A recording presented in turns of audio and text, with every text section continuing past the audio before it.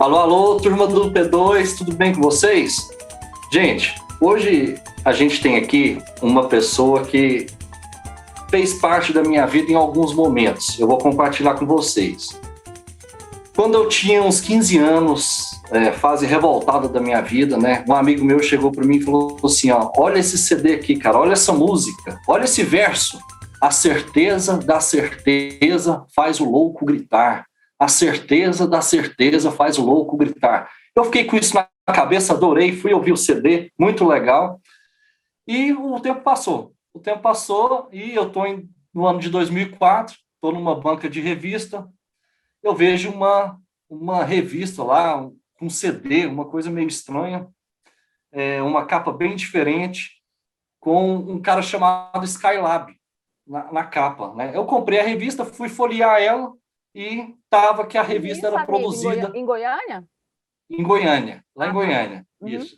E aí eu fui folhear a revista e eu vi que era esse cara do verso. Eu falei, cara, que cara versátil, né? Faz essas músicas e agora produzindo aí esses artistas. O tempo passou, etc., muito tempo. Depois, em 2013, a minha mãe, que é uma leitora voraz de Padre Marcelo Rossi, de autoajuda, me dava vários livros de autoajuda para eu ler, né? E eu vendia todos.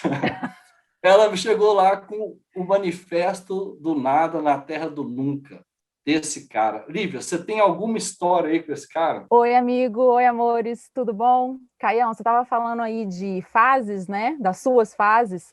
Uma coisa que o nosso convidado de hoje tem, que a gente pode dizer, são muitas fases, né?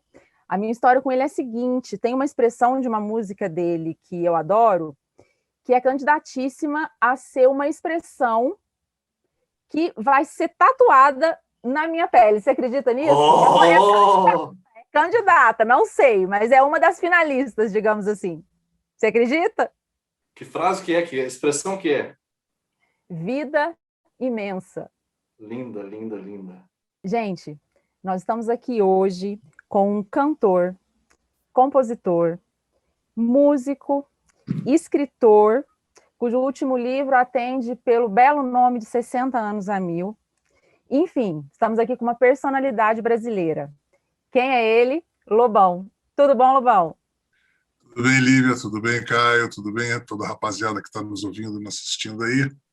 Lobão, seguinte, eu vi uma entrevista, vi uma entrevista sua no Roda Viva o ano passado, e você disse uma frase muito interessante. Você disse que você era uma pessoa extremamente livre. Uhum. E eu queria saber de você se dá para ser realmente livre e se no final de contas, no final das contas, se a gente não é prisioneiro de nós mesmos. O que você acha? Eu sou livre, eu sei que sou livre porque a vida me ensinou. Eu aprendi muito com a vida, eu sou realmente livre. Eu consegui a muitas duras penas, me tornar um homem livre, porque eu, como artista, uma das coisas que eu mais almejei na minha vida foi a minha liberdade, a independência e falar o que eu quero, porque senão um artista não é nada se não é livre. Então, eu sou um artista e sou um homem livre. E quando você se deu conta de que isso era verdade, você sempre buscou, mas quando você pensou assim, cara, agora eu sou um homem livre, um artista livre, você teve esse momento? Foi um processo do transcorrer de toda a minha vida, desde que eu comecei a lidar com música, desde que eu fui expulso de casa, desde que eu optei por ser músico, desde que eu fui preso, e todos esses processos, sabe, eles foram me dando um arcabouço de liberdade.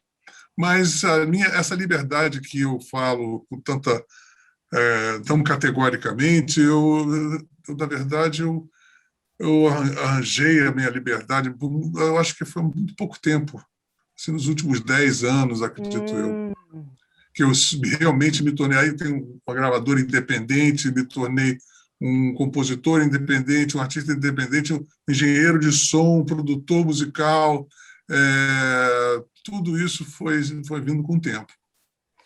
Ô, Lobão, essa questão de ser um artista independente, porém, ela vem de bem atrás, né? Eu lembro que eu conheci você por uma revista, né? A Outra Coisa, nas bancas. Você já tinha você tinha produzido vários CDs, você produziu vários, Arnaldo Batista, Benegão, etc., naquele selo, e você já vinha tentando trilhar esse caminho contra a indústria, enfrentando a indústria cultural. Como é que era a realidade da indústria cultural naquele momento e como é que você, como um Dom Quixote, quis enfrentar isso? Você foi bem sucedido? Olha, todo mundo dizia, você é um homem morto, porque eu era um artista tipicamente do mainstream, né, de uma gravadora grande, com vários LPs já, CDs, vários hits de rádio, né, canções que foram sucesso. E eu acabei jogando isso para o alto. E, em 98 eu inventei o Universo Paralelo. E a partir de 99 eu fiz o meu primeiro disco realmente do Universo Paralelo, que foi A Vida é Doce, que foi consagrado como um dos 50 maiores discos da MPB de todos os tempos, pela crítica e tudo mais. E, quer dizer, foi ali que eu comecei a crescer. Então, é engraçado que a minha trajetória como artista, eu tenho uma trajetória assim, de mais de 30 hits dos anos 80, quando, na verdade, meus principais momentos como compositor, como produtor, como músico, são logo depois desse período de muita exposição, muita rádio. Quer dizer, A Vida Doce nunca teve nenhuma exposição grande, nenhum disco depois desses teve, mas, no entanto, eu faço shows, todo mundo canta, sem ter tocado no rádio, então eu me considero uma pessoa vitoriosa, assim, porque todo mundo secou minha pimenteira, todo mundo achou que eu ia estar morto, e realmente não havia um outro exemplo de alguém que caiu do mainstream com a bagagem que eu tinha e se reinventar como um artista independente, sem tocar em rádio, sem nada, e você nascer de novo, né? Então, eu sou muito grato com o destino, com a sorte, com o meu ímpeto de liberdade, né? Porque foi isso que me jogou nessa onda. Lobão, vamos voltar um pouquinho. Eu vi uma frase uma vez do Caetano, que ele disse que você foi o único da sua geração, do rock dos anos 80, que problematizou a sua própria geração e que você continuaria fazendo isso. Você concorda com essa frase do Caetano? Concordo, eu problematizei tudo, eu problematizo tudo. Mas você foi o único da sua geração? Com toda certeza, eu fui o maior crítico da minha geração e fui o maior crítico da MPB também. Eu fui o primeiro a enfrentar, muito mais conceitualmente, porque eu pensava assim, se as pessoas são intocáveis, independente da qualidade delas, eu vou cutucar elas, entendeu? Eu vou porque é necessário, porque nós somos um coronelato, etc. E tal, e dentro da música a gente não é uma exceção, entendeu? Então é um coronelato em todos os lugares. Então a gente faz parte de uma pessoa que tem esse ímpeto de liberdade cutucar também os monstros sagrados, assim como foi com a minha geração inteira. Lobão, nos anos 80, você falou que tinha uma impressão sobre a sua geração e que o livro mudou a sua impressão. Você começou a ter mais afeto por aqueles jovens criadores. E assim, nos anos 90, assim, então, portanto, nos anos 80 a gente tinha uma juventude produzindo rock e, de certa forma, as pessoas escutavam, era relativamente popular, ainda que havia o boicote das gravadoras. Não era relativamente popular. Nos anos 80 era o mainstream, era o que todo mundo ouvia. Não, o rock ele levantou a indústria fonográfica brasileira, que estava ainda na sua pré-história. O rock ele levantou a indústria fonográfica e vendeu-se disco como nunca se vendeu no Brasil na época do rock, e por causa do rock. E o rock era o top de linha. Nos anos 80 não tinha nada mais poderoso do que um artista de rock. Você, na gravadora, te paparicava e tudo mais. Então, o poderio que se tinha naquela época, e não somente o poderio de estar vendendo muito, mas o poderio de ser a locomotiva e a transformadora de todo o show business, não foi somente na parte de gravadora. Por exemplo, eu tocava com pessoas da MPB, Marina, Luiz Melodia, o MPB não tinha PA, não tinha tecnologia, era um cantor com um microfone e a banda atrás. Você não tinha nada de muito sofisticado em relação ao show business. Então, o rock veio para fazer uma revolução na música brasileira. E a gente era tão acima das coisas que eu ia, por exemplo, quando eu estava na favela, nas comunidades, depois que eu saí da prisão, eu perguntava para o Ivo Berés, meu amigo lá, maneira, porra, Cadê o novo Cartola? Cadê a gente ficava constrangido das pessoas ficarem cantando Vida Bandeira. Vai cantar um samba, rapaz. Eu gosto de samba, né? E eu ficava meio constrangido, assim, achando que era uma colonização cultural, etc. e tal. Então, essa era a dimensão do rock no Brasil, né? E, então, existia uma responsabilidade muito grande, porque, ao mesmo tempo que tinha esse poderio, ao mesmo tempo, os diretores de gravadora queriam direcionar a nosso conceito estético musical como uma nova jovem guarda, uma coisa frufru, inofensiva, bastante easy listening, né? Meio assim, meio vagabundo, meio assim, uma coisa sarapa, né? Então, assim, então a gente essa era a minha principal crítica, da gente ser enquadrado como uma espécie de nova jovem guarda, de jovenzinhos inconsequentes, e o som era ruim, o tratamento era ruim, e esse foi um dos maiores cavalos de batalha da minha geração, porque as pessoas acabavam aceitando, né? Pois é, mas aí você fala no livro da antologia que esse rock, assim, de certa forma, buscaram ressuscitar um pouco a MPB na figura da Marisa Monte, por exemplo, né? E esse rock praticamente morreu.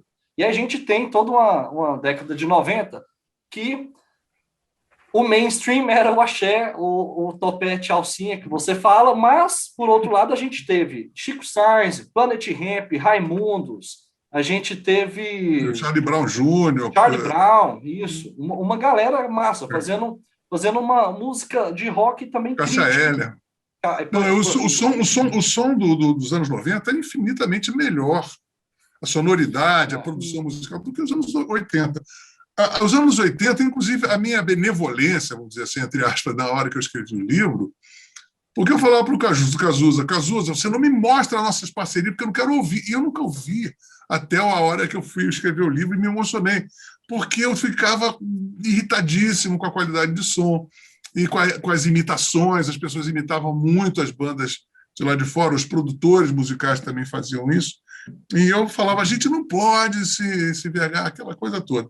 Mas na hora que eu fui escrever o livro, eu pensei assim, bom, eu vou pegar o que há de bom ali, porque a minha crítica ela permanece, o som é uma porcaria, o som dos meus discos é uma porcaria, eu não consigo ouvir os meus discos. E disco nenhum daquela época é muito ruim. Alguns são um pouco melhores. O disco do Rich, por exemplo, eu ouvi, os do Lulu são bem melhores do que a média. Mas o que aconteceu é que eu peguei, assim, as canções eram muito bem feitas. Essas canções, elas sobreviveram aos tempos. Por mais que fizeram esse achar que é o rock, as pessoas até hoje, e as gerações novas querem cantar Renato Russo, querem cantar Cazuza, querem cantar Titãs, querem cantar todo mundo, né? Então, engenheiros, e isso é muito interessante, porque passaram-se 30, 40 anos, não teve nenhum lobby, nenhum tipo da imprensa, por sinal, queria enterrar logo aquilo tudo, e aquilo, no entanto, sobreviveu e vive hoje em dia, faz parte do cancioneiro popular brasileiro, pela pujança das músicas, das canções, porque tem uma coisa interessante, o rock nos anos 70, no Brasil, ele era muito mais legal, assim, instrumentalmente falando, tinham grandes músicos, mas a partir de algum momento é que nós começamos a ter canções de rock, que os Mutantes já faziam isso, né? o Raul, os Secos e Molhados,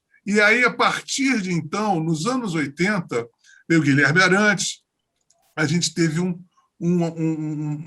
assim, um panteão de músicas de vários artistas, uma produção musical muito fecunda, grandes compositores dentro desse gênero que, no entanto, era muito mal produzido. Porque o rock é visto no Brasil, tem aquelas histórias que eu falo do Rock em Rio, os festivais internacionais enterraram o rock no Brasil porque nunca se fez uma justiça de tamanho de palco, de tamanho de visibilidade, de respeito com os artistas brasileiros para com os artistas internacionais.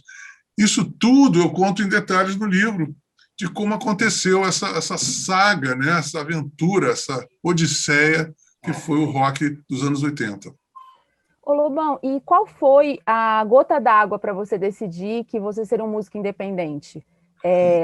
Na sua relação com as gravadoras. A gente ouve falar muito de exploração econômica do artista, claro, mas tem outras formas, né? Tipo propaganda, direito de imagem, essas coisas assim. Qual foi a gota d'água para você? Eu simplesmente eu que gostava tanto de disco, colecionava vinil, eu tinha uma frustração enorme de ouvir meus discos, depois eu elaborava umas coisas na cabeça, quando eu ia ouvir era outra coisa. Então eu falava assim, não aguento mais isso. Até o ponto que, por exemplo, no Descuidado, em 88, eu tentava ser amigo deles, a gravadora me forneceu um estúdio móvel que eu coloquei dentro da minha casa, lá no Rio de Janeiro, transformei a minha sala num estúdio cheio de máquinas, etc. e tal, sempre no afã de fazer um som próprio. Meu primeiro disco foi um disco independente de cena de cinema. Então, eu sempre procurei isso. Só que eu não me adaptei. Eu passei do que 10 anos nas gravadoras e me falei, chega, não dá mais. Ainda fiz 95, ainda fiz o Nostalgia da Modernidade com gravadora. Fui para Los Angeles de mixar e não sei o quê. Foi um belo disco, mas foi um fracasso de comercial. O Noite também foi outro fracasso comercial, que foi muito bom. E foi o último disco que eu já fiz esse disco, já com os primeiros recursos digitais para você fazer dentro de casa. A gente fazia num apartamentinho, quase a base toda lá. Então, eu não aguentei mais. Aqueles produtores... Não, isso não pode, isso está errado. Mas eu quero gravar um surdo. Não, não pode, porque aí fica alto. Tudo era assim, entendeu? Então, eu falei, pô, chega. Aí, quando falei chega, eu comecei a estudar engenharia de acústica, áudio, e até eu me tornar um produtor. Falei assim, já que eu não tenho um produtor, que eu brigo com todos os produtores, eu vou me tornar um produtor. E foi o que aconteceu a partir dos anos 2000, em que eu começo a mexer realmente em computador, Pro Tools e não sei o quê, e começo a produzir meus próprios discos, começo a me arvorar a tocar outros instrumentos, a tocar piano, tocar órgão, a tocar baixo, tocar violão clássico, tocar guitarra, harpa, e me tornar um multi-instrumentista também. Então, isso tudo veio nos últimos 15 anos, onde realmente eu consegui tudo isso. E aí, sim, eu posso, hoje em dia, produzir uma música como eu produzi o Bunda Suja na semana passada. Eu tive um insight numa hora como essa, no café, eu falei, vou fazer, escrevi, 2 dias eu gravei, e no dia seguinte estava em todas as plataformas digitais. Isso Bunda Suja, galera. Hein? Escutem Bunda Suja, pessoal. Não, e o Bunda Suja já foi...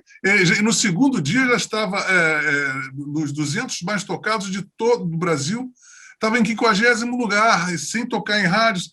Poxa, eu estou achando ótimo. As canções de quarentena, eu lanço uma música, vai para os 200 do Spotify, para os 200 do iTunes.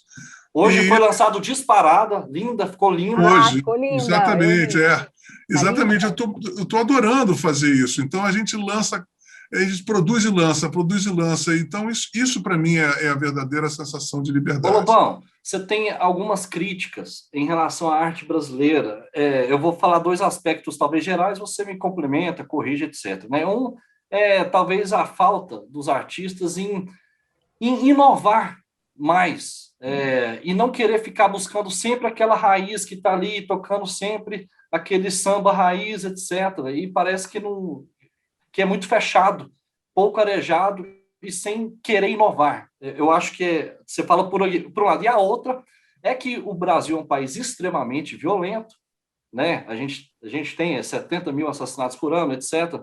Foi constituído historicamente a base muito violenta de estupros, etc., roubo, pererê. E a nossa música mais consagrada, assim, que a gente tem mais orgulho, é o barquinho, o violão, o pato, aquela coisa assim, bossa novesca. Que a arte brasileira você acha que ela precisa ter para ela assim, ser brasileira mesmo, real? Olha, eu fazendo esse disco que eu estou fazendo, Canções de Quarentena, eu estou englobando 30 músicas. Cada uma, assim, eu peguei o Trem Azul, agora eu gravei aquela do Newton César, Receba as Flores que lhe dou. Eu gravei essa música. Então, tem todos os tipos. Tem música do Nordeste, música do Sul, do Sudeste. samba, eu gravei Benito de Paula, Retalhos de Cetim, aí gravei também Tarde em Itapuã, que ainda não saiu, Cais, do Wilton. Estou gravando, assim, gravei do Caetano e do Gil, gravei do Chico, enfim, gravei Sérgio Reis, Zé Ramalho, assim, um monte de gente, né? Então, mostrando que realmente a música brasileira é riquíssima. Com todo esse miserê, com toda essa loucura, nós temos uma gama, desde o estético ao ideológico. Você tem artistas de esquerda, de direita, com vários tipos de ideologia, de vários tipos de geografia, e você tem uma riqueza incrível na música brasileira. O problema é a produção musical é vagabunda. Vocês sabiam que teve um simpósio aí de produtores musicais do mundo todo, foi declarado que o Brasil tem a pior sonoridade de plataforma do mundo, de disco, de CD, de tudo. O som é uma porcaria. Você vai para o Paquistão, o som é melhor do que o do Brasil. Está entendendo? Então, isso daí... E tem a coisa da neofobia, em que, geralmente, quando eu toco choro, por exemplo, aí você vai compor um choro novo, as pessoas não querem, não, o choro está pronto. Então, o que acontece? Toda a música brasileira tende a virar uma língua morta. Então, a bossa nova não mexe porque aquilo é uma pena. Aí, quando você toca hoje em dia a bossa nova, você já parece que está nos anos 50, nos anos 60. O choro parece que está nos anos 30. Por quê? Porque se congelaram, né? Viram coisas que são... A MPB, que virou uma coisa abstrata, mas assim, a MPB é Tropicália, é uma mistura, aquela coisa depois dos anos 70, Elis Regina. Os cantores, artistas de MPB das últimas 2 décadas emulam, né, ficam querendo imitar o Caetano, o Gil, todo mundo. Toda cantora vem com o cabelo enroladinho, com uma florzinha, aquela coisa meio esquisitona para poder querer, sabe? Então, as pessoas tinham que se... Assim, e o que eu faço nesse disco é mostrar assim, olha, eu conheço, eu critico, mas eu amo isso. Agora, quando eu faço, por exemplo, de Disparada, eu não quis mexer muito na estrutura dela. Era completamente diferente. No entanto, você ouve, parece que tem aquela força, mas é em outro tom, é outra coisa. Eu acho que essa maneira de você poder lidar com autoridade, respeito e autoridade, as pessoas não têm autoridade e não têm respeito, mas se são subservientes. Assim, não, eu nunca você não consegue dialogar com os seus artistas, porque as pessoas acham que o cara é um gênio, não pode mexer, e fica aquela porcaria. Você tem que ter coragem, tem que ter impetuosidade para você chegar e mexer nos repertórios e querer alterar isso, não alterar isso, como se você estivesse conversando com a alma daquela pessoa que criou a música. E você criar o seu próprio estilo, dialogando com todas essas informações culturais que você tem, no entanto, preservando a sua identidade pessoal, seu DNA, que também as pessoas não se tocam para isso. Lobão, falando em visceralidade musical, mas passando para a sua visceralidade pessoal, assim, você tem, com esse pessoal da MPB, você tem um relacionamento de, digamos assim, de amor e briga, e você acabou de falar, aí eu li o livro e eu percebi como eu amo essas pessoas. Teve a sua carta que você escreveu acho que em 2016, né, para o Gil, para o Caetano e para o Chico Buarque. Eu queria saber, assim, o quanto disso é incontrolável, tipo assim, eu sou assim, eu pego e falei, entendeu? Não tem nada disso. Não, peraí, deixa eu só terminar. O quanto disso tipo, racionalizado, olha, eu preciso falar isso, e o quanto disso é um pouco de charme, porque é um pouco charmoso também, né? Aquela pessoa que vai lá, briga com você. Não, eu quero ensinar as pessoas como você pode criticar se é uma pessoa que você gosta. Você pode criticar, cara, olha, eu não estou concordando com você, mas as pessoas acham que você, ao criticar, você tem que ter ódio, você tem que detestar tudo na pessoa. Não, ele é feio, ele é chato, ele é burro, ele é fedorento, ele não faz música direito, nada pode ser bom. Então você não pode ter um mínimo de complexidade, de gostar, de admirar a pessoa, não concordar com uma série de coisas, sabe? E esse tipo de aspecto é impossível na vida brasileira, em qualquer situação, não só na musical. Por exemplo, o Aldir Blanc. a gente se sacaneava muito. A gente estava lá no Rio, ô, seu roqueiro de bosta. Eu falei, você, aquela música, salve, o que aquele bode? Vou regravar a música do Aldir, sabe? Mas é aquela coisa que você fala porque você é realmente o bode, sabe? Como as músicas que eu falei, elas são mal gravadas, mas são boas. Então tá, você tem essa complexidade, né, tridimensionalidade, em que as pessoas... E outra coisa, quando começaram a pegar no pé do Caetano, chamar o pé de o pedófilo, eu vou defendê-lo, porque isso está errado, não pode ser assim, entendeu? Eu tenho 1000 arestas com o Caetano, mas ele é um grande artista, o Gil é um grande artista, os Chicos são grandes artistas. Agora, eu acredito numa série de críticas que eu fiz, são pertinentes, entendeu? Existe uma coisa que talvez nem parta deles, mas é justamente esse entorno que fica bajulando e bajulando e bajulando, fica esse marasmo, as pessoas não conseguem fazer coisas novas, fica todo mundo só imitando as bordas do mingau, tá entendendo? E o fundo ninguém vai. Então, é muito simples, né? E também foi um exercício de provocação a eles. Quando eu fiz a carta, dizendo assim, agora eu estou por cima da carta seca. Agora vocês vão dizer não, vai pegar mal para vocês.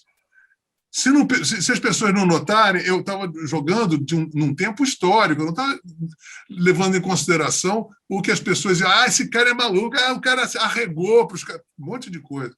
Sabe? E até pessoas inteligentes vieram com esse papo, você arregou pro cara. Eu falei, amigo, meu tempo é outro, não estou nem aí, sabe? Então é mais ou menos por aí. Eu quero mostrar que é necessário e é humano você poder ter várias arestas de relacionamento. A gente, quando tem amigos, a gente sabe que a gente tem nossos lados chatos, tem o lado... Se a gente não aturar nada, a gente não vai encontrar ninguém que seja uma coisa absolutamente ideal do que você tem. Você não vai ter um amigo, você não vai ter uma namorada, não vai ter um namorado, não vai ter nada, porque tudo tem que ser perfeito, do jeito... As coisas não são assim. Acontece assim da mesma maneira na música, entendeu? E acontece isso até em leis, né? Porque eu quero te perguntar sobre essa questão da Lei Rouanet, que ela é muito criticada, principalmente pela galera da direita, né? Pois é. Mas, assim, às vezes a minha impressão cara... às vezes essa crítica ela é tão radical que se a gente acabar ou extinguir essa lei, o que vai predominar no mundo é só porcaria. A gente não vai ter mais, por exemplo, ópera, as pessoas tocando orquestra sinfônica, etc. O que você acha disso? A Lei Rouanet, ela deveria, sim, como eu sempre falei, ela deveria prevalecer, ajudar os lados que estão precisando. Música clássica, livraria, museus, bibliotecas, teatro. Mas, quando você vê um cara que está bombadaço aí, pedindo Lei Rouanet, foi isso que eu comecei a fazer, peraí. Aí eu estava na Sony, que eu me lembro assim, aí eu vi uma pessoa que era top de linha do Lei Rouanet. Aí começou a abrir a porteira, na época do Gil, no Ministério da Cultura, abriu a porteira para grandes artistas, a partir dali, né? Grandes artistas começaram E é o que é pior, porque se você vai fazer uma concorrência, o cara que vai dar dinheiro para a Maria Bethânia, não vai dar dinheiro para uma pessoa que está fazendo um trabalho inicial. Então, este é o arcabouço, o centro da minha crítica, tá entendendo? Agora, todo o artista que está começando, o artista, por exemplo, nessa pandemia, você precisa ajudar artistas, você precisa ajudar uma série de compositores, você precisa ajudar pessoal de trabalho que trabalha na estrada, produtores, contra-regras, roadies, iluminadores, técnicos de som. Essas pessoas estão paradas, entendeu? Então, essa lei deveria ser como se fosse uma suspensão inteligente no carro. Ela ir no lugar, ajudar aqui, ajudar ali, poder fazer planos. Agora as pessoas precisam de ajuda, vários artistas precisam de ajuda, todos nós precisamos de ajuda agora. Eu estou 1 ano e meio sem poder trabalhar. Então, a maioria das pessoas está 1 ano e meio sem trabalhar. Né? A receita de um artista, basicamente, 95% é show. É muito pesado o que é. O show é que nos sustenta. Então, a Lei Rouanet ela deveria existir exatamente para este viés, para poder ajudar a arte brasileira a caminhar, né? E não virar uma indústria. Lobão, eu acho que ninguém discorda disso. Eu acho que isso é uma obviedade, né? Assim, isso é muito óbvio. A gente precisa ajudar artistas em início de carreira também, etc. Isso. E não direcionar o dinheiro do Estado para... Você acha que essas grandes gravadoras é que compram a política para essa lei, aparentemente, assim, não ser aperfeiçoada? Olha, o poder aquisitivo é como um imã, né? Você tem dinheiro, você tende a ter mais dinheiro. Eu acho que, basicamente, a mentalidade do Brasil, que nós não somos um país que nos...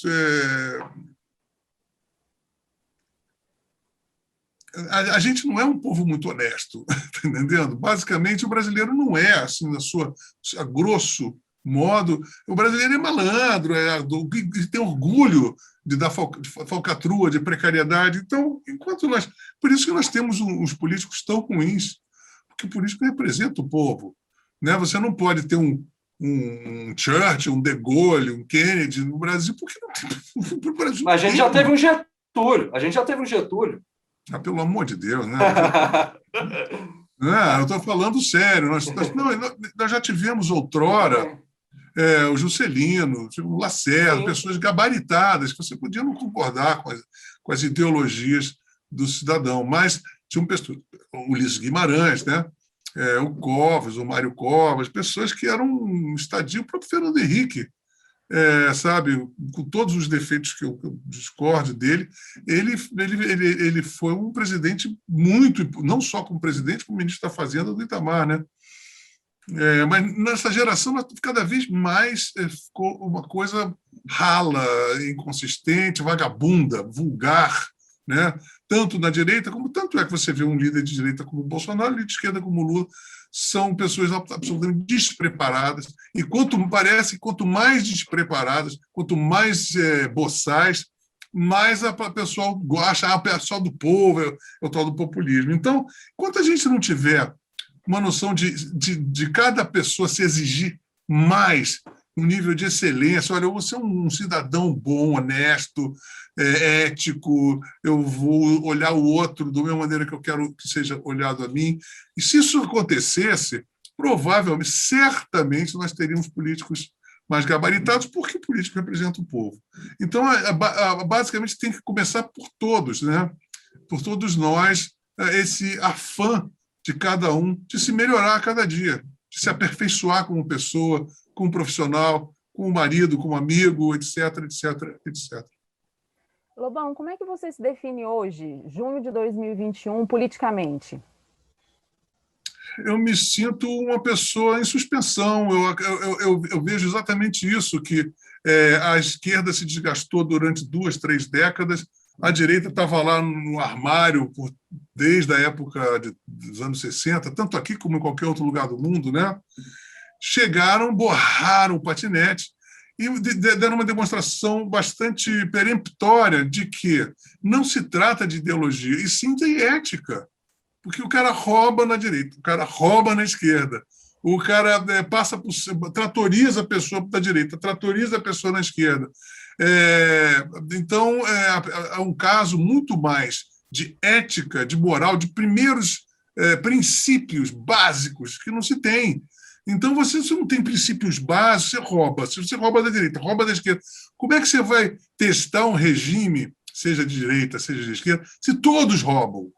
Se todos causam catástrofes, se todos causam desastres. Isso também é meio perigoso, né? Porque muita gente é eleita com esse discurso, né? Fala, todo mundo rouba, menos eu. Não é isso que eu estou falando. Eu estou dizendo exatamente o contrário disso.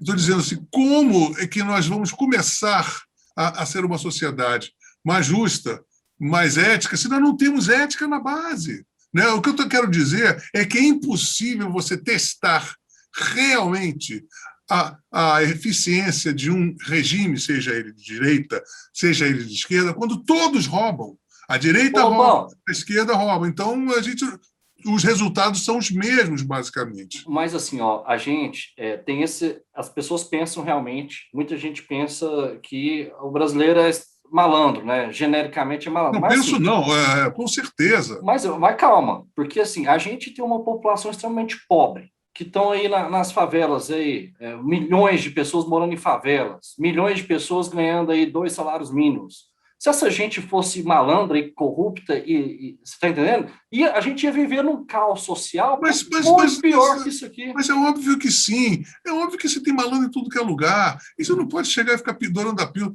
Ah, é pobre, mas é honesto. Não, tem um monte de malandro. O brasileiro é malandro. Sabe, não tem essa. A gente tem que ser mais adulto e pensar assim, olha, cara, o brasileiro, 93,7% é malandro. Ponto. Em qualquer área, qualquer área, pelo que eu vejo, na música é mais ou menos esse percentual, se você vai para a Bolsa de Valores é esse percentual, você vai falar com ricos, milionários, é o mesmo percentual, se você vai para uma comunidade é mais ou menos percentual, porque a cultura brasileira é macunaímica, né? E nós temos, não só nós não ignoramos os nossos defeitos, não, nós nos jactamos dos nossos piores defeitos. Nós cultivamos os nossos. Nós gostamos de precariedade, nós gostamos da malandragem, nós gostamos de procrastinar. Isso é o brasileiro. Então, se a gente não entender que é isso, não adianta adorar a pílula, porque enquanto não entender isso e ver que esse problema é muito grave. A gente vai empurrando. Mas aí parece que o problema é genético, aí não tem como mudar. Não, o problema é cultural. O problema é cultural. Genético, não. Pois é. Como genético? Não. É comportamental, é cultural.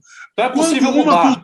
Você veja só, não sei se vai mudar. Eu escrevi um livro, o Manifesto da Terra do Nunca, que o Brasil é a terra do nunca. Nós nos recusamos a crescer, né, porque nós nos orgulhamos dos nossos principais defeitos. Quando, por exemplo, o Mário de Andrade escreveu Macunaíma, ele fez como crítica. Depois o Cinema Novo já relê como uma ode. Né? O Grande Hotel, você lembra? O Macunaíma virou uma ode.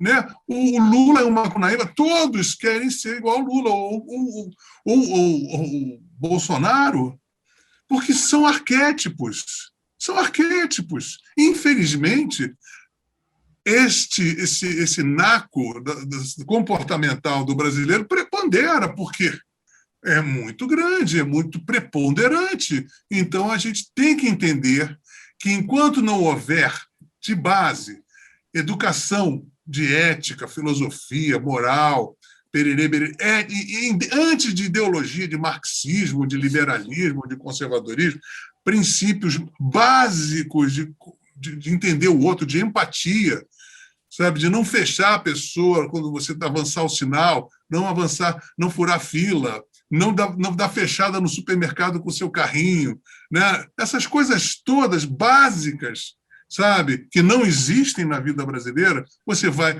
num lugar, você vai numa cidade como Los Angeles, as pessoas sabem que a lei quem chegou primeiro é preferencial, sabe? Todo mundo mais ou menos é assim no mundo todo. Aqui é uma bagunça, sabe? Ninguém olha para o outro. Enquanto isso acontecer, não vai adiantar nada. Tem ideologia, né? São pontos muito polêmicos, né? A gente podia falar a noite toda sobre isso, mas eu queria saber se você concorda com o seguinte, pelo menos para a minha geração, eu acho que esses tempos que nós estamos vivendo agora são tempos, assim, mais complicados do que já costumavam ser, né? Porque também a gente não vivia num paraíso. Eu queria saber se você concorda e o que você acha que nos fez chegar até aqui? Acúmulo de bunda molice. O excesso de bunda molice foi crescendo assim. E as pessoas, sabe por quê? Como eu falo, é um ciclo vicioso de quem se aplaude. Sabe? O cara faz uma cagada e acha o máximo. O cara de dar uma volta e acha o máximo. Em vez de cair em depressão porque cometeu uma coisa escrota, não, o cara gosta. Então, é esse o problema de acúmulo. Desde 1500 nós estamos nos acumulando e agora a pústula floresceu, né? Você tinha alguma esperança naquela transição da ditadura para a democracia, que eu acho que o Brasil estava extremamente esperançoso, assim, tinha diretas já, etc. Eu, Você sei, tinha alguma esperança? eu nem sequer me lembro, porque eu estava tão junk, eu recebi a pizza debaixo da minha porta. Eu só soube que houve alguma mudança quando eu comprei o Planeta Diário, dizendo, Dona Risoleta parte para a carreira solo. E aí eu percebi que eu estava namorando a neta do Tancredo Neves, a Ângela, eu falei, você, puxa, que pena, pô, que pena. Nem sabia, imagina. Eu não dou a menor bola, porque no fundo, não acontece nada. Eu tenho lampejos, assim, vai chegar uma... Vamos lá, vamos dar força para esse, vamos dar força para esse. Tem força para o PT, eu achava que o PT tinha que estar no governo, tinha que ter uma experiência de governo, foi um desastre. Aí fui para o outro lado, vamos ver se a direita aprendeu. Pô, outro desastre, em uma semana já mostrava que era um desastre.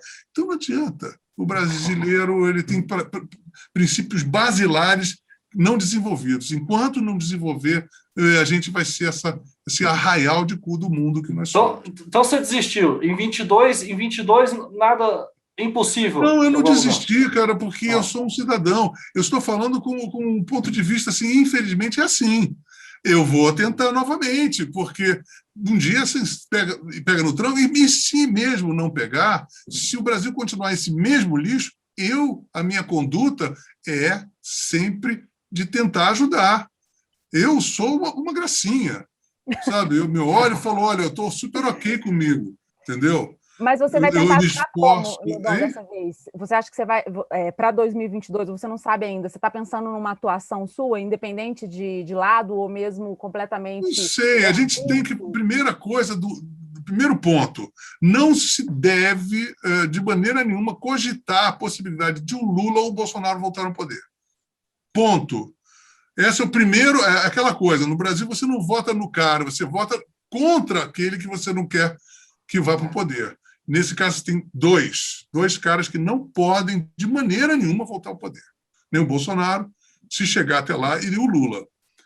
O Lula conta com o Bolsonaro chegando até lá, porque se ele também for empichado agora, o Lula também vai cair muito. Então, é uma coisa de urubu, né? Então, a gente tem que esperar isso, primeiro, tentar, de todas as maneiras, minar, né, esses dois caras, para ver o que sobra, porque qualquer um que vier, por menos que eu venha a gostar, vai ser a pessoa que eu vou votar. Entendi. Ô, Lobão, pensando aqui, eu queria te pedir uma opinião sobre uma banda, porque assim, nos anos 80, bem resumido, é isso, essa juventude, essa efervescência do rock and roll, enfim, popular, né? Uma música pra pular brasileira, seu parceiro falava isso, o Júlio, é música pra pular brasileira. Não, o rock não era música para pular, era uma música cabeça.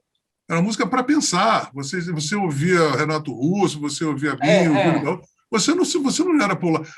Para pular eram as frenéticas, era discoteca, né? Era Dance Dance. Mas não, rock não era música para pular, nunca foi, inclusive nem aqui, nem na China. O rock é para dançar, se for para dançar, ou para se expressar, mas ele é basicamente para você entender o mundo. O rock é uma música de cabeça. Gostei, porque assim, a gente eu não seria nada se não for. O rock, ele me ensinou a gostar de filosofia, de música clássica, tudo, literatura, tudo o que me ensinou foi o rock. Por que você fala que o rock errou e outra música que o Caetano faz para você, ele fala que o rock acertou? Porque é um belo trocadilho, antes de tudo, né? É legal. E o rock, e aquela coisa, o rock erra muito. Tem gente que diz que o rock morreu, sabe? O rock se autocritica muito, o que é muito saudável. E eu como tal, assim como eu ataco, assim eu defendo e faço isso para o rock, faço isso para a MPB, faço isso comigo, faço isso com qualquer pessoa. A vida é assim. Entendi. Não, mas assim, então tá, só fazendo essa transição. Então, beleza, uma música consciente mesmo que marcou aquele tempo e tem marcado até hoje. A gente quer ouvir, a gente cada vez mais tem buscado o rock dos anos 80, né, para escutar. Aí teve os anos 90 que foi o pagodão, axé, e por outro lado esse rock que eu falei, de Charlie Brown, a Planet Hemp, etc. Enfim, para os anos 2000. Anos 2000 tem a questão de você começar a lançar a outra coisa e vários artistas Tinha uma geração independentes. incrível ali que foi também cortada, né? Você percebeu. Isso. Que Uma geração foi... que a gente teve aqueles festivais em Goiânia, do mas ali Bananada. o que aconteceu que houve eles tomaram conta ali, né? Um outro grupo que é subalterno à Tropicália, aquele eu procuro saber, né? Tomou conta de tudo isso, né? E a Lei Rouanet, os ministérios da cultura ficaram todos justamente na gestão do próprio Gil, né? Entendi.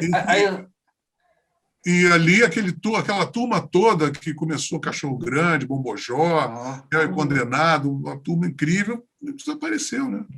Mas assim, aí tem um escritor que ele critica a arte dos anos 2000, principalmente da perspectiva da falta de crítica. Ele chama a cultura que a gente viveu, principalmente nesse período de crescimento econômico, as pessoas iam consumir, o Brasil estava aparecendo lá na capa das revistas mundiais, etc. Ele falou que a cultura produzida nesse tempo foi uma cultura anticrítica. Não acredito, eu não concordo. O rap veio aí, sabe? Racionais, imagina, a cultura. Não, isso é uma coisa muito parcial, assim. Não, a gente Eu não concordo também, não. Acho impossível não ter arte crítica num país desse tamanho. Imagina, não. Depois você viu o Gabriel Pensador, que queria matar o presidente. As coisas não são tanto assim, não. Acho que o cenário é mais frufru por uma questão, inclusive, o mundo ficou assim, né? Houve uma floração de boys band, o K-pop, as coisas ficaram mais assim, né? Ficou mais circense a parada, né? Ou você para o thrash metal, que era uma coisa só performática, de raiva, mas também não, já é apenas quase um esgarro, um cacoete comportamental. Mas eu acho que isso aí são as coisas que vão acontecendo. A gente tem noção. Olha, eu me lembro quando eu era comprador de disco, de 60 e poucos até 70 e tantos, que foi a época que eu comprei muitos discos, eu sabia que eu estava vivendo a época de ouro do rock, sabe? Do rock mundial.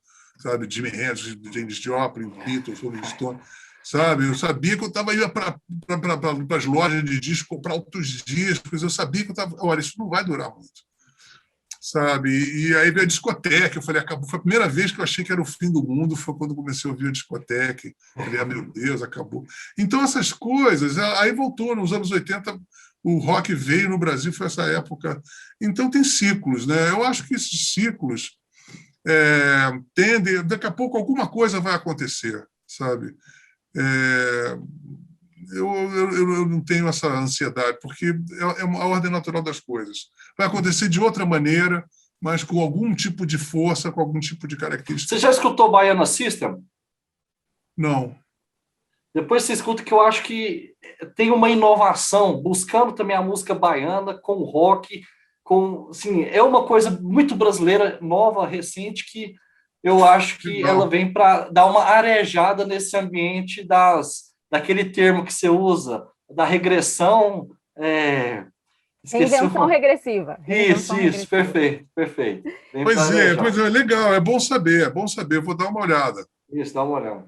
Lobão, a gente está quase terminando, eu só queria saber como é que você fez para não pirar nessa pandemia, além das canções de quarentena. Como é que você se virou? Eu sou um ermitão, basicamente eu estou adorando isso. Eu estou adorando. Não mudou muita coisa. Normalmente, eu me lembro quando às vezes eu me flagrava botando o nariz fora de casa, eu falava, passou-se 2 meses, naturalmente eu não botava o nariz fora de casa, eu não ponho, não gosto. Agora, então, assim, eu não preciso ir para o aeroporto, eu estou achando ótimo. Às vezes eu saio, agora para fazer um programa com o meu querido Léo Gandela, foi lindo, maravilhoso, um programa que vai lá no Canal Bis. Mas, olha, eu ficava assim, meu Deus do céu, eu preciso voltar para casa, cara. Então, eu estou adorando, porque eu sou um homem de dentro para dentro. Eu sou um monastério, sabe? Assim, eu vivo tudo aqui na minha casa, meu mundo é todo aqui, meus livros, tudo minhas alegrias todas estão aqui. Então, só show, porque está fazendo falta, né? Show. Nada, eu faço cozinho, adoro cozinhar, eu vou cozinhar, e depois eu fico pra cá, depois eu fico com a minha mulher, com as minhas gatinhas, aí agora vou aquecer vou ligar a lareira. Oh, beleza. Adoro, estou com a minha vida muito feliz. Ai, que bom. Caião, vamos chamar o Lobão para o nosso desafio? Momento Jânio Quadros. Lobão, é o seguinte, esse é o Momento Jânio Quadros, que é o quadro fixo do nosso programa. Como você bem sabe, o nosso ex-presidente Jânio Quadros, ele tinha o hábito singelo de se comunicar por meio de bilhetinhos escritos à mão. Qual que é a proposta? Eu quero que você se imagine, Lobão, hoje, junho de 2021, como atual presidente do Brasil. E que você escolha uma pessoa para mandar uma mensagem. Essa mensagem pode ser uma ordem, pode ser uma bronca, pode ser um agradecimento, pode ser uma oferta de cargo no seu governo, pode ser um pedido de socorro, pode ser qualquer coisa. E claro que você vai ter que dividir com a gente tanto o destinatário quanto o conteúdo desse bilhetinho. Isso, todo mundo que vem aqui no Política ao Quadrado se torna presidente por um bilhete e a gente afixa esse bilhete no nosso site. Olha, para mim é muito difícil, porque eu odeio autoridade. Eu não suporto autoridade, eu não me vejo como autoridade, entendeu? Eu não me vejo, eu não sei nem o que fazer, porque assim, eu não Manda tenho... um agradecimento. Hã? Renuncia, Lobão. Não. Eu renuncio, eu renuncio. Excelente ideia. Acabei de renunciar ao cargo e escreva ao povo brasileiro, diga ao povo que eu não fico. O bilhete é o povo brasileiro. Eu volto para casa agora. Podia ter mudado pelo menos a Lei Rouanet antes de renunciar, né? Mas eu não tenho como mudar com a Lei Rouanet, que eu falei. Eu primeiro sou um péssimo administrador, imagino eu como funcionário público, eu fico urticária só de imaginar, de terno, coisa que eu não consigo imaginar. De terno aqui em Brasília, viu? Aí é pior ainda. Não é em São Paulo, não. Não, mas aí é muito urticária. Não, eu não gosto de pensar, nem pensamento.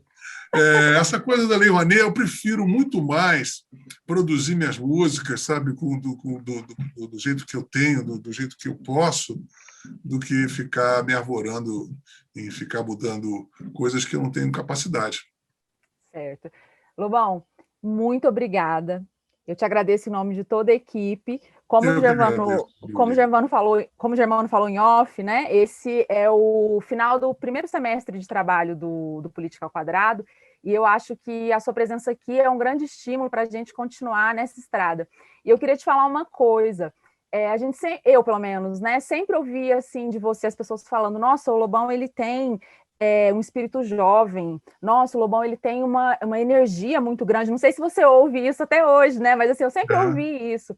E assim, nessa semana de preparação, vendo vídeos antigos e vendo vídeos recentes, e agora olhando para você, infelizmente não estou olhando nos seus olhos direito, né? Mas estamos aqui. Uhum. E aí, olhando assim para você, eu percebi que, na verdade, essa sua energia, ela vem dos seus olhos, porque você tem uma infância nos olhos. E eu acho que é daí que vem os seus outros olhares de sagacidade, de rebeldia, e enfim. Então, assim, continue olhando assim, sendo polêmico. Um beijo. Um beijo, Lívia. Caio, valeu pela dica. Como é? Baiana System. Baiana System. Baiana System. Então. Aproveitando, fala uma música que você gostaria, que você ama, a música da sua vida, para a gente adicionar na nossa playlist. A gente tem uma playlist com todos os convidados. Pelo Jair Rodrigues, é uma das músicas. Eu conheci São Paulo ao som de Disparada dentro de um Cinca Jangada. Maravilha. Muito obrigado, Lobão. Falou, gente. Um abração. Até breve, se Deus quiser. Até, se Deus quiser. Obrigado. Tchau. É isso, pessoal. Eu critico, mas eu amo. Essa é a frase marcante aí do programa do Grande Lobo, um grande artista e grande crítico que teve aqui. Adoramos o papo. Continuem nos seguindo nas redes sociais. A gente está no YouTube, a gente está no Instagram, a gente está no Twitter, Política ao 2, nas plataformas de streaming Política ao Quadrado. É isso. Um grande abraço. Beijo, gente. Política ao Quadrado é uma produção independente ao quadrado. Ajude a gente. Acesse apoia.se/política_2.